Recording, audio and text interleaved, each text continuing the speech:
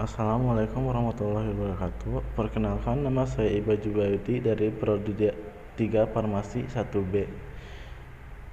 Saya di sini akan menjelaskan tentang metode volumetri.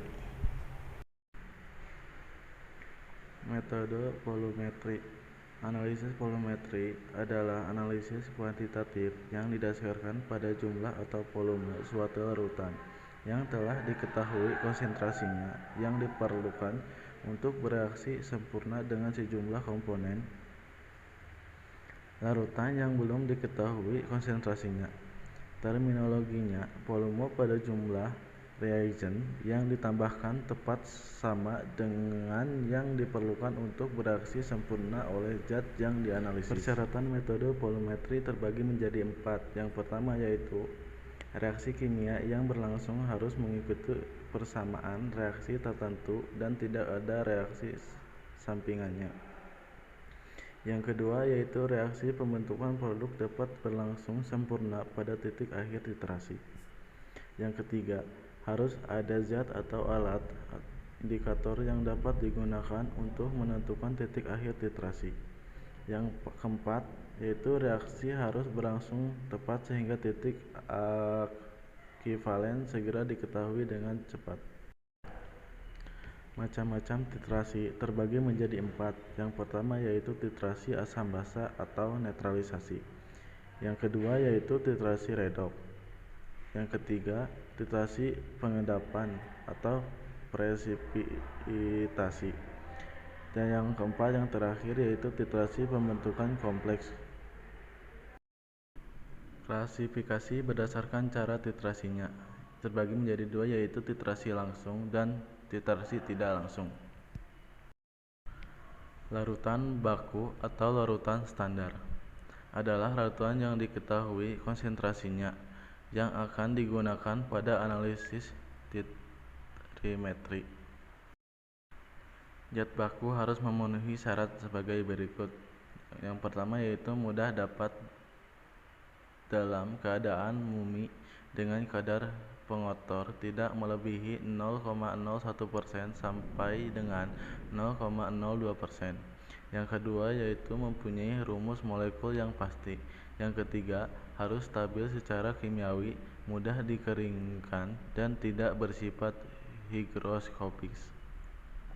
Yang keempat, berat ekivalennya harus besar sehingga mudah ditimbang dan meminimalkan kesalahan akibat penimbangan. Yang kelima, harus stabil secara kimiawi, mudah dikeringkan, dan tidak bersifat higroskopis. Yang keenam, reaksinya harus sempurna. Macam larutan baku. Yang pertama yaitu larutan baku primer. Contohnya H2C2O4, Na2C2O4, KbRO3, KiO3, NaCl, boraks, dan Na2CO3. Yang kedua yaitu larutan baku sekunder. NaOH, KOH, KMNO4, HCl, H2SO4. Yang pertama, titrasi asam basa merupakan suatu prosedur yang dilakukan saat kita ingin menentukan kemolaran atau kadar suatu asam atau basa berdasarkan reaksi netralisasi. Indikator asam basa yang baik. Yang pertama yaitu yang mempunyai trayek perubahan pH yang berada di sekitar titik ekivalen atau pada titik ekivalen tersebut. Yang kedua, ketika perubahan warna terlihat jelas dan juga tajam. Gambar di atas merupakan proses titrasi. Tidak selalunya basa sebagai penetrasi, bisa juga sebaliknya asam yang menjadi penetrasi.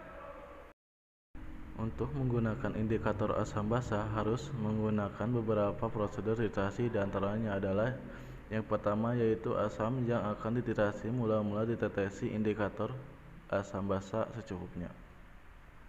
Yang kedua, kemudian masukkan pantiter yang berupa basa setetes demi setetes sambil menghitung.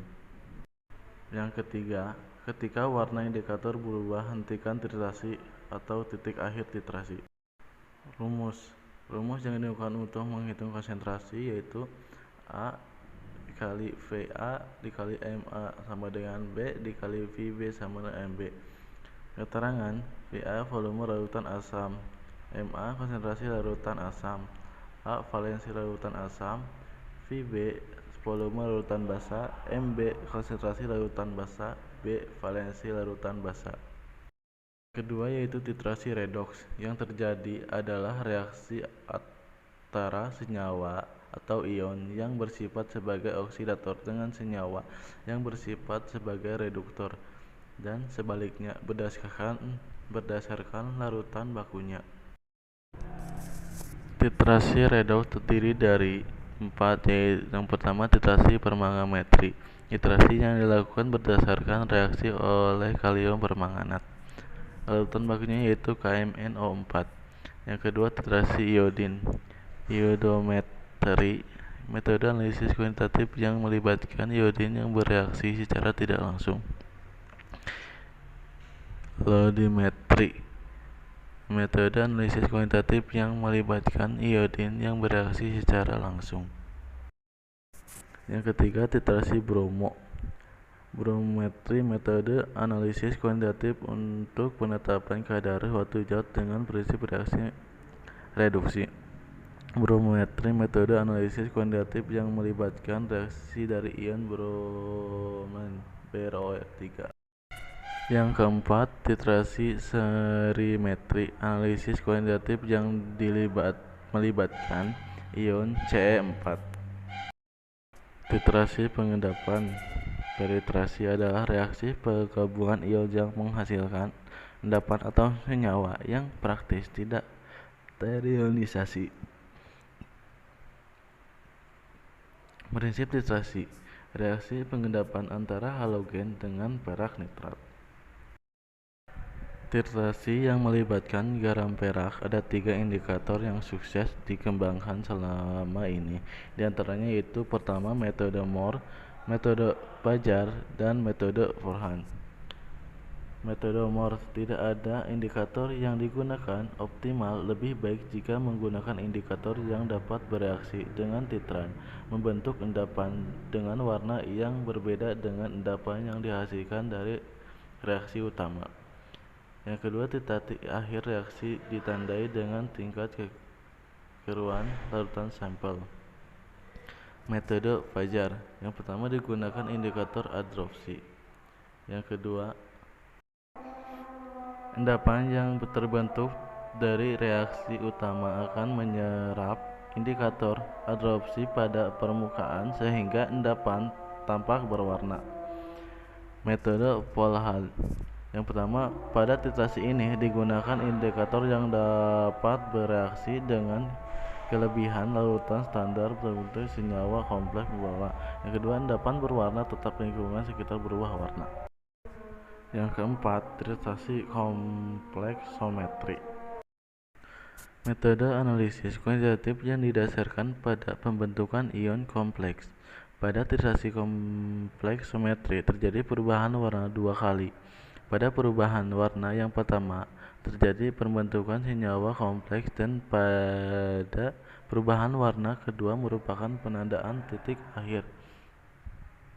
Dasar reaksi titrasi pengomplekan dengan EDTA ialah terbentuknya senyawa kompleks antara beberapa logam, misalnya Ca, Mg, Ni, Zn, Cu, dan sebagainya, dengan etil diname tetraasetat. Pembakuan adalah proses membakukan larutan baku sekunder oleh baku primer.